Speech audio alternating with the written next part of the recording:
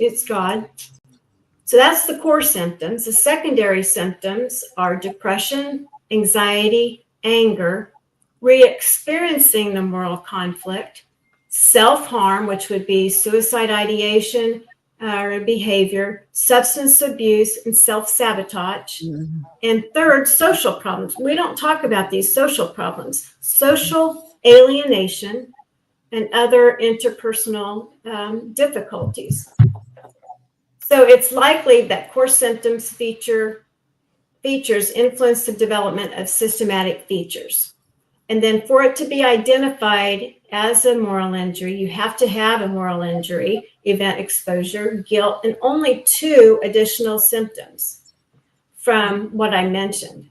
So it's very easy to see how this construct fits with a lot of the symptoms that are normal with post-abortive women and men.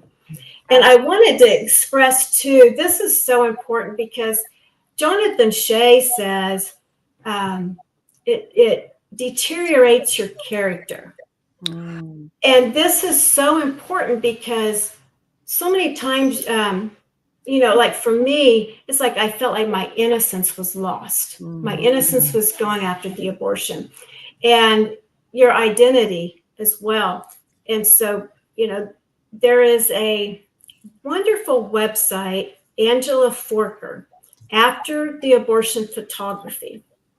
And those images of her photography, they are very powerful.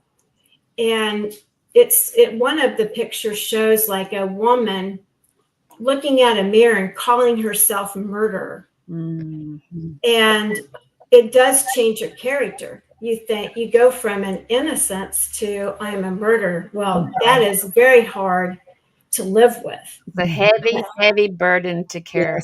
Yes. The shedding of innocent blood. And it even goes back in the Bible, when Cain killed Abel. Or was it Abel? No, Cain killed Abel.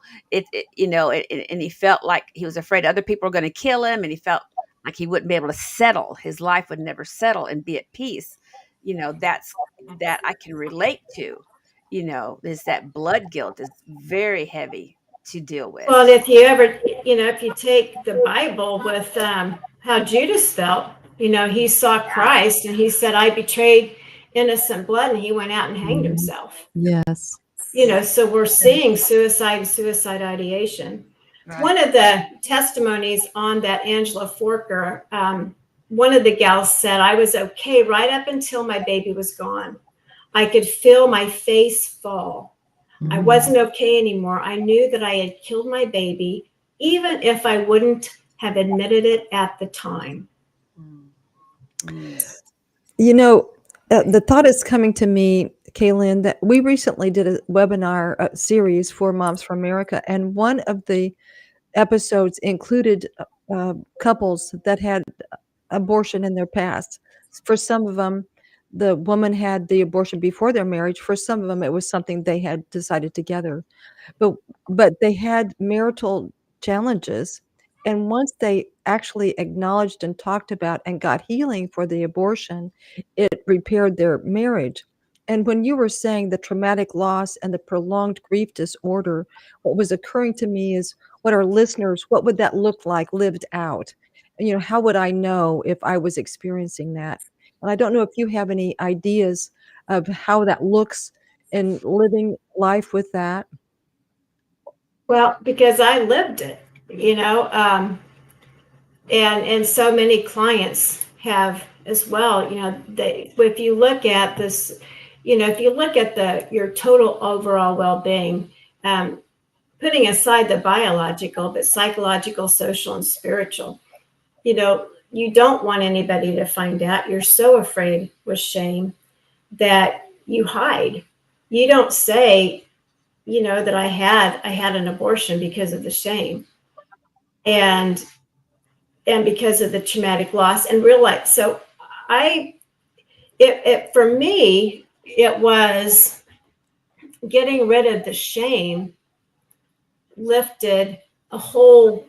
I had my spirit, my shame was lifted, and all of a sudden I realized how much I loved the baby I lost to abortion. I just didn't know at the time how much I loved. And one big aspect of it is at 17, when we're young, we're very impressionable. We're in a crisis situation, so our brains don't work the way they should when we're in a crisis situation. But we morally grow, we socially grow, we psychologically grow. We're always growing and learning. And so many times it's years before they realize what they have done, because of all the growth. It's common a lot of times for women that are after menopause. They've retired from their jobs. They have time to think and reflect, because a lot of times they just want to deny it that ever happened, put it on a shelf and live life. But then when all of that fades away, then they can set with, I had an abortion, I lost. Because a lot of times they don't have grandchildren, they don't have children, they've lost a lot of those relationships. So I don't know if I've answered your question, but one big thing I'd like to speak to post-abortive women, it's, I know they talk so much about forgiveness, forgiving others and forgiving yourself.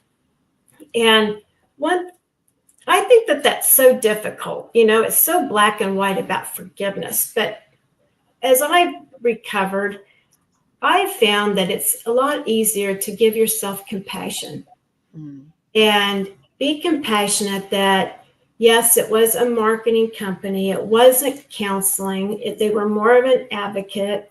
You were young and impressionable. You were in a crisis situation. You did what you needed to do with survival.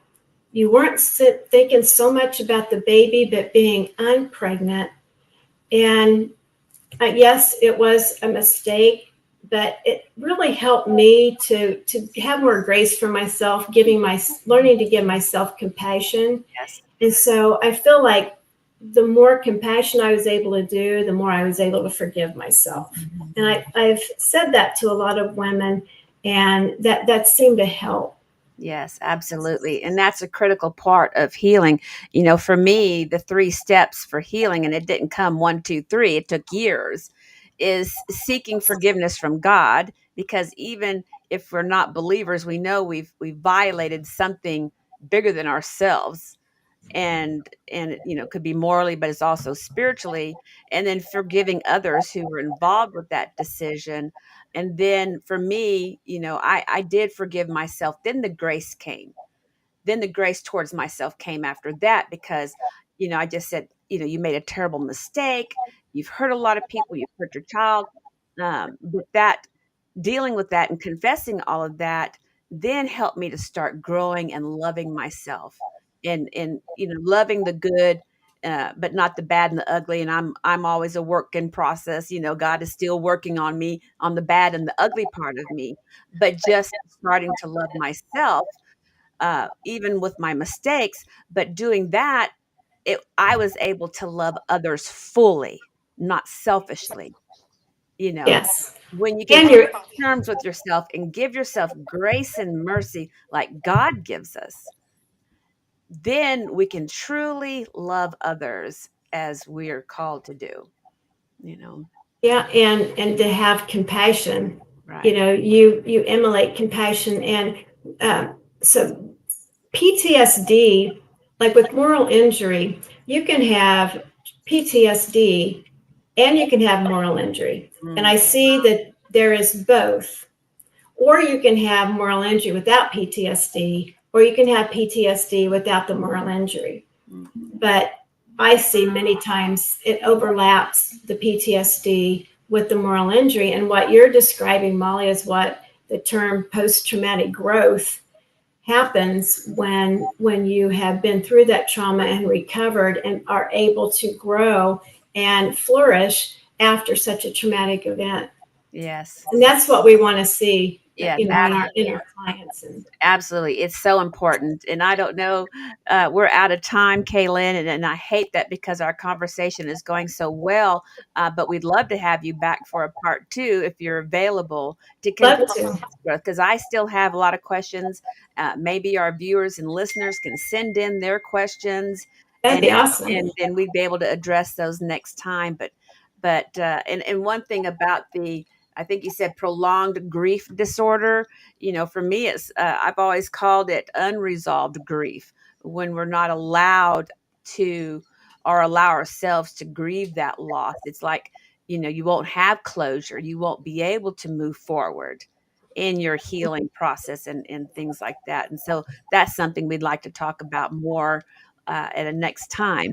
But thank you, Kaylin. It's been very, very informative. I appreciate your time and your resiliency to do something good from the pain in your past. Thank you. Like my subtitle says, God brought purpose from my pain. And he is absolutely doing that with yours too. And it's to help others. Our desire is to help other wounded women and men and family members heal from the trauma of pregnancy loss, especially that concerning abortion. So thank you so much for coming on. And Mary, do you have anything you want to say before we close?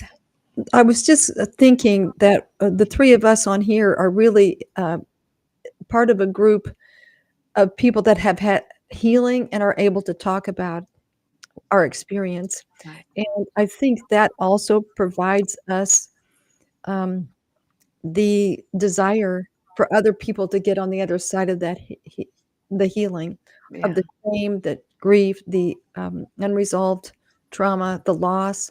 So I just invite people to seek healing if they're listening and have abortion in their past or have helped someone with abortion. There is help available. You can go to operationoutcry.org. You can call the H3 helpline, and there will be resources available, 866-721-7881. Thank you. Thank you, Mary. And if you want more information, go to the International Institute of Pregnancy Loss. International Institute for Reproductive Loss. It's Reproductive Loss, yes. IIRL.net. IIRL.net. I'm getting tongue-tied. But thank you, Caitlin, and thank you, Mary. And thank you all for tuning in to More to the Story. We'll see you next time. Hello and welcome to More to the Story with Molly White. I'm so glad you joined me again today, and we have another great discussion, great topic, great guest today, and I can't wait to get into that. But before we do, I just want to give a shout out to our podcast sponsor, Dr. Stephen Hotze with the Hotze Health and Wellness Center. We really appreciate his sponsorship, and we encourage you to join us as a sponsor or even as a donor. We would appreciate that because it keeps these podcasts going, and it's just such an important topic. More to the story, what the abortion industry doesn't tell you or doesn't even want you to know. So we feel like we need just to keep on going and keep on exposing the lies of the enemy, and then helping hurting women and men and their families to recover from abortion, and to educate listeners that really probably don't know as much about the abortion topic as we are bringing to them. So I would like to introduce and bring in my awesome, wonderful co-host, Mary Browning. Come in, Mary. Thank you, Molly. So good to be on the we on can't the hear you, program. Mary. You can hear me? Okay. Can you hear me now? I can hear you now, yes. It's so good to be on the program and looking forward to our guest today. We do want to do a trigger warning. So if you're listening today or watching and you have find yourself with an emotional reaction, there will be an experience of abortion that we'll be talking about. And if you have a reaction like that, we just consider that an invitation to another level of healing. You can call the H3 helpline at 866-721-7881 or log on to operationoutcry.org and find a recovery program near you. Thank you, Molly. Well, thank you, Mary. And I know you and I both are looking forward to our guest and our conversation today. Her name is Kaylin Carlson. She is the president of the International Institute of Pregnancy Loss. And we've had her partner on before, Dr. Priscilla Coleman, but we're going to have the president come on and join us today. She has counseled, designed, and implemented educational materials for professionals working with individuals and families concerning pregnancy loss. And she is currently a division leader for the American Association of Christian Counselors. And she's developed and organized continuing educational conferences and provides presentations addressing, assessing, and implementing treatment strategies pertaining to reproductive loss. And we know more than anybody that abortion is a reproductive loss, just like miscarriage, stillbirth, and things like that. So we want to welcome our special guest, Kaylin Carlson. And she's coming in any minute. Oh, there she is. Hello, and thank you. I appreciate the invitation and the opportunity to share what I've learned throughout my years of studying and recovering. Well, good, Kaylin. So let's kind of take it back, I guess, where this all began. Where did the idea for the International Institute of Pregnancy Loss come from? Well, so at 17, I experienced an abortion. I had an abortion, and I suffered greatly from it. I suffered traumatic symptoms, PTSD, and just a whole host of shame, regret, depression, you name it. And at one point, I really wanted to die. I wasn't suicidal, but I got so low that I wanted to die because the thought of killing my own child was just so overwhelming. And what had happened was, I was told it was a blob of tissue, a cluster of cells, a product of conception, what is normally, I found out later that that's normal to be told that. But during my next pregnancy, 7 years later, I saw an ultrasound.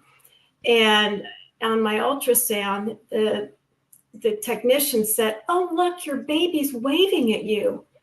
And that was my realization of what I had done. It wasn't a blob of tissue, a cluster of cells, a product of conception. It wasn't actually a baby. And it was at that time that I personalized it. I personalized it. It was a baby. It wasn't an it. Right. And so those, and I just remember wanting to, when I was laying on that table, just wanting to run away from myself, but you can't get away from yourself. And so, that was a traumatic loss to me, just immediate trauma. And I at my lowest point when I wanted to die, I sought out counseling because I knew that there were other groups for recovery, but my shame was so great.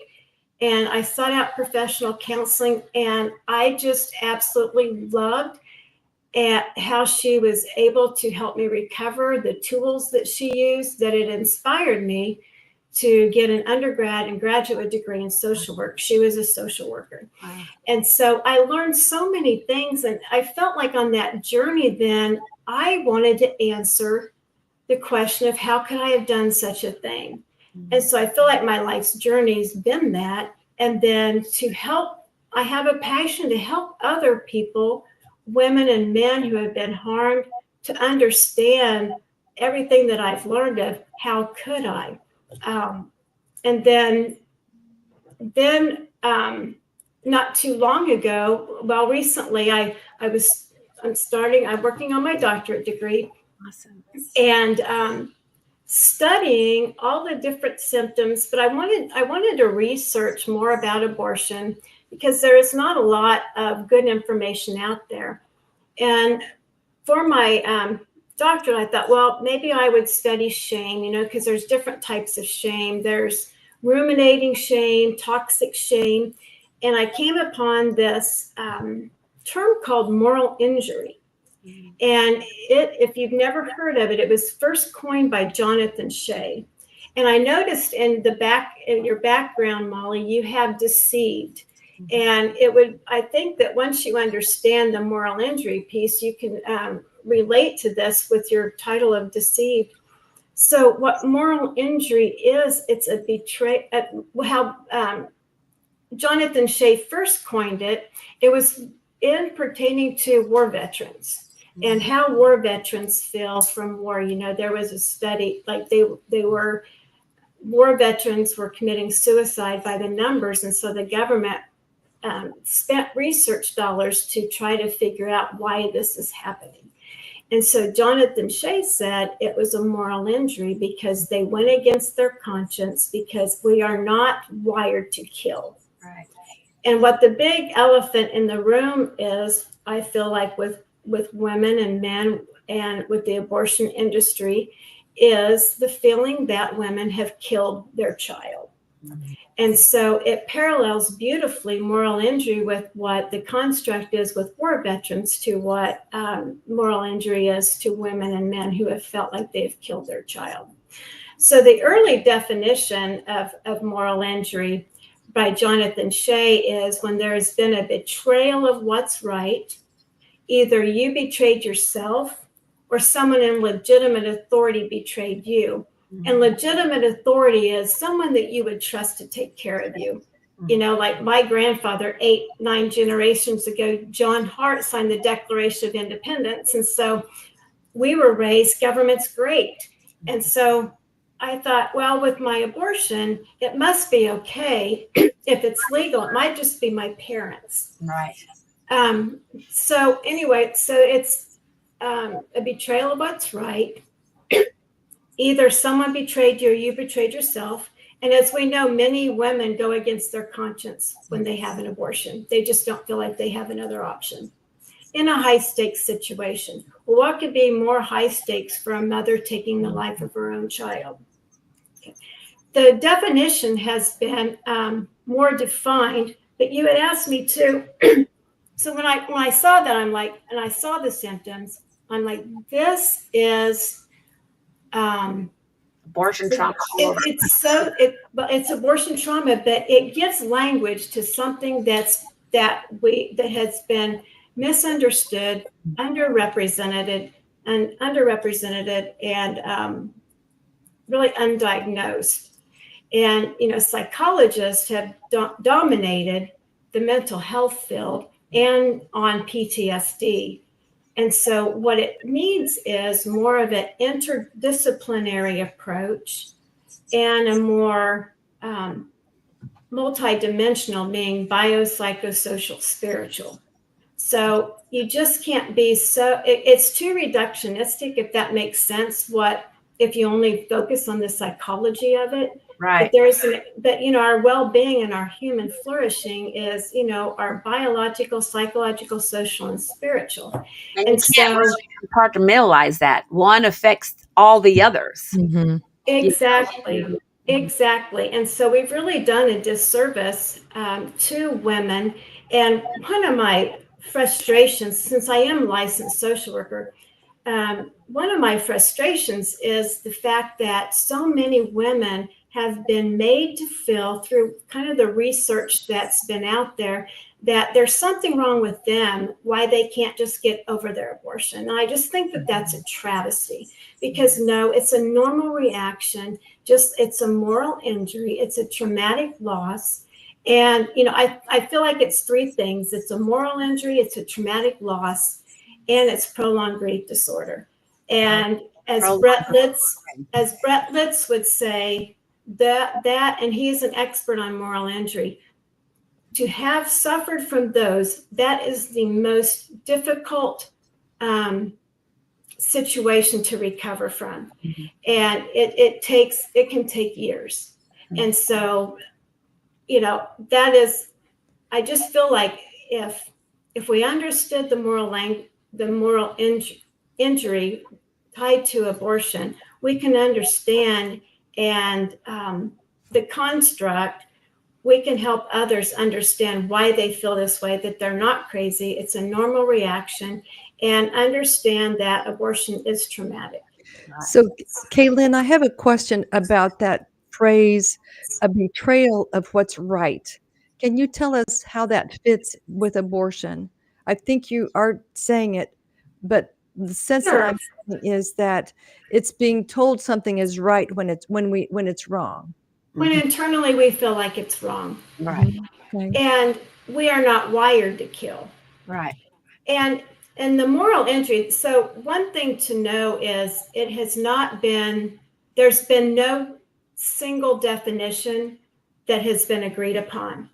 But moral injury has also been defined several different ways. And one of the ways that Jenkerson has defined it is moral injury is a particular type of psychological trauma.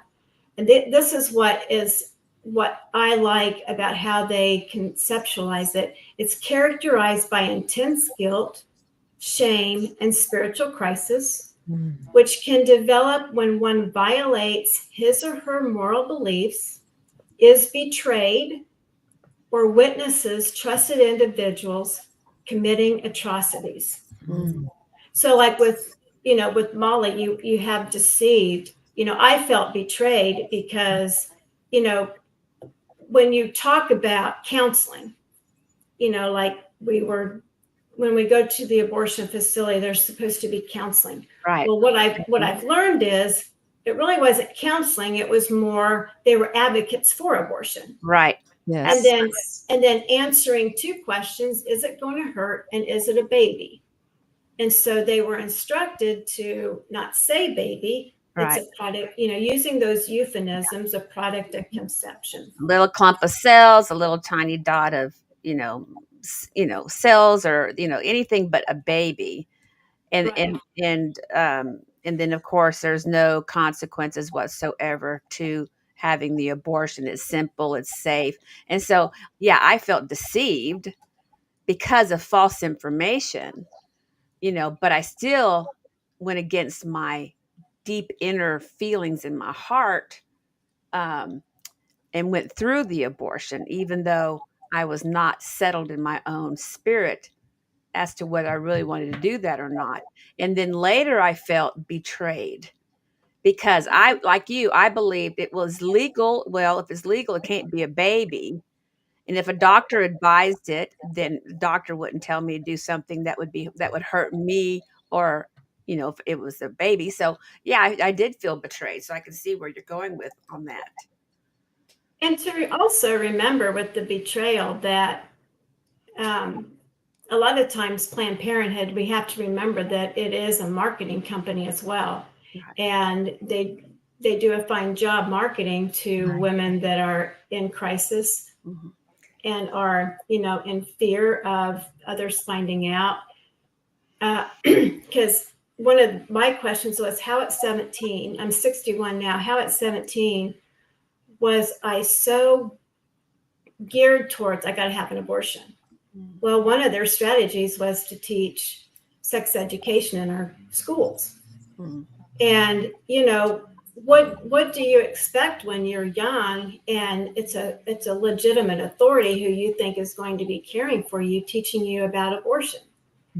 I don't think I ever would have been, and I know this is with a lot of other women's stories, they probably wouldn't even had sex had they known that they were going to get pregnant and there was no other alternative than to have the child.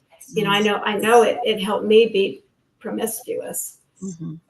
So they Same do. I here. just say that they're the ultimate exploiter of vulnerable pregnant women, and that's who they go after. Yeah. Yeah, I had interviewed Abby Johnson, and one of the things she said was one of the Planned Parenthood's goals were to have a woman have 3 abortions by the time they were 30. And she said, unfortunately, they're achieving their goals, which people don't understand. How can you continue having an abortion if it's harmful? Well, if you haven't dealt with that trauma before and all those other circumstances, and if it's a crisis, you're naturally inclined to go back and fix the problem, even though it's more detrimental as you continue. Well, Absolutely. and I'm thinking of a former guest that we had who actually said she had felt guilty because women had worked so hard for this right. So she didn't Mm. want anybody to know that it didn't feel okay to her. She'd had an abortion and she didn't feel good about it, but she didn't want to betray sort of the female gender. It was kind of like a whole warped perspective on it. So that's, Yeah. And one thing I think too is when I was talking about, they say they offer counseling.